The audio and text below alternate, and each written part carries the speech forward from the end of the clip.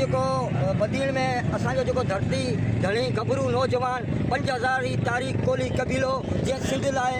जे कुर्बानी ॾिनी इन रूपरेले औलाद खे जेको बेदर्दी सां सरपराज निज़ामानी गिरफ़्तार गोलियूं हणी नशे जे आड़ में दुत थी उनखे हयो छा उहो इंसान कोन हो छा हुन कहिड़ो ॾोह कयो हू पंहिंजी बचनि जी झूपड़ी पे ठाही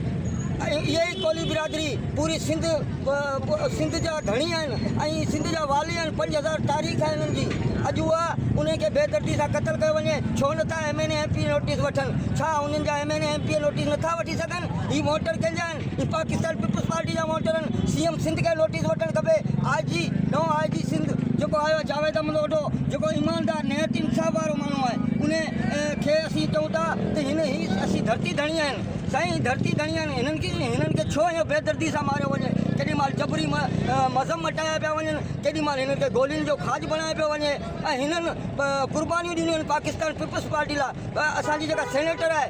अति कृष्णा उन्हनि खे बि नोटिस वठणु खपे आहे त पर उहा बि आई वई हली जॾहिं त ही जेके आहिनि सॼा वोटर आहिनि पाकिस्तान पीपल्स पार्टी जा अॼु असां कोट गुलाम अमन में इहे एहतजाज पूरा अमन करूं पिया पर सिंध में कंदासीं पूरे हेडक्वार्टर में कंदासीं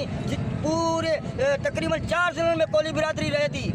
ही धरती धणी आहिनि असांजा हिननि खे बेदर्दी सां क़तल कयो वञे हिननि जा MNA तव्हांजो हाणे छा मुतालबो आहे असांजो मुतालबो इहो आहे पहिरीं त इहो बासर निज़ामानी गिरफ़्तार थिए SP बदीन खे हटायो वञे साफ़ शफ़ाफ़ जांच कई वञे ऐं उनजे कबीले सां इंसाफ़ कयो वञे जेको 24 कलाकनि में हिकिड़ो वॾो धरणो लॻो पियो पुलिस उन ते कड़ो चाढ़ियो बीठी आहे इहो किथे जो इंसाफ़ आहे इहो अदलिया आहे इहा असांजा हुकुमरान धुरूं आहिनि छा असां वोटर न आहियूं पीपल्स पार्टी जा छा ही वोटर न आहिनि पीपल्स पार्टी जा पीपल्स पार्टी CM सिंध खे नोटिस वठणु खपे हिन ते